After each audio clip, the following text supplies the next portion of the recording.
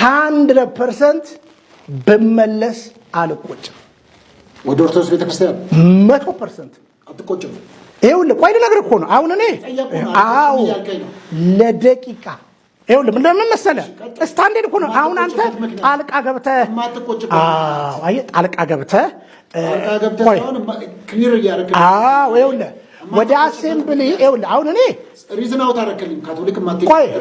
አሁን አሴምብሊ ኦፍ ጋድ ማጥቶበት ሪዝን አውት አደረክልኝ ወደ ኦርቶዶክስ ደግሞ ስለ 100% አልቆጭም ቆይ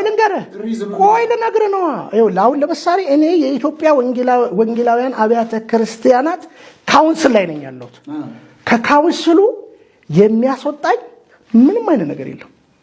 ለምን እኔ ራሴ የእግዚአብሔር መንግስት እውነት የሚል ላይሰንስ አለኝ ምንም ልንገርህና ተደራይታችሁ ሙጣ በትሉኝ ማለት ነው ውጣ በትሉኝ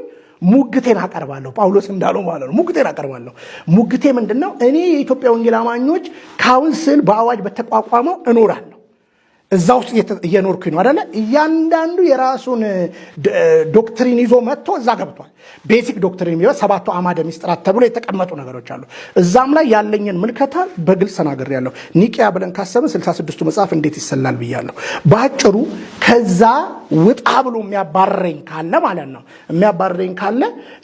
ለደቂቃ ከዛ በተረፈ ለደቂቃ እንዳልኩ ለደቂቃ ማለት ነው ዞሮ ዞሮ ኦርቶዶክስ ቸርች ሄጄ ያው ሰባኪ መሆን አልችልም አስተማሪ መሆን አልችልም ይመስላል አይደለ ስለዚህ መሆን ያለብኝን ሆናለሁ ከዛ በተረፈ ቆይ ስማኝ አሪፍ ነው በነገራችን ላይ ምእመን እኮ መሆን በራሱ እኮ እድል ነው በነገራችን ላይ አሁን ብነግርህ እኮ ነው ቆይ ስማኝ አሁን ልመጣልህ አሁን ይሄን አይደለም የምትፈልገው ቆይ ስማኝ ረጋ ብለህ ስማኛ ቆይ ስማኝ ለምን የሚለውን ላብራራለህ እየሰማው ነው እሺ እየሰማው እያለ አሁንም አድምጬ ልንገርህ ወደ ኦርቶዶክስ ተዋሕዶ ቤተክርስቲያን ፊቴን ለማዞር 100% ጥያቄ የለኝም ጥያቄ የለህ 100% ታዲያ ምን ያዘ አዎ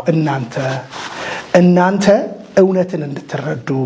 ምን ማለት እንደሆነ ታውቃለህ ኦርቶዶክስ እንድንሄድ ይኸውልህ በነገር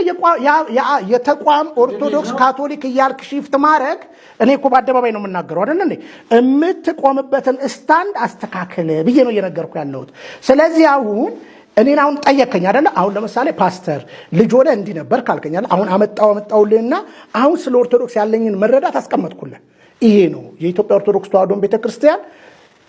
ባላት አስተምሮ የምቀበለው ይሄ ነው በአንድም በሌላ የምቀበላቸው ነገሮች እንዲህ ናቸው ፊቴን ለማዞር ምንም ችግር የለብኝም ቆይ ሰማኝ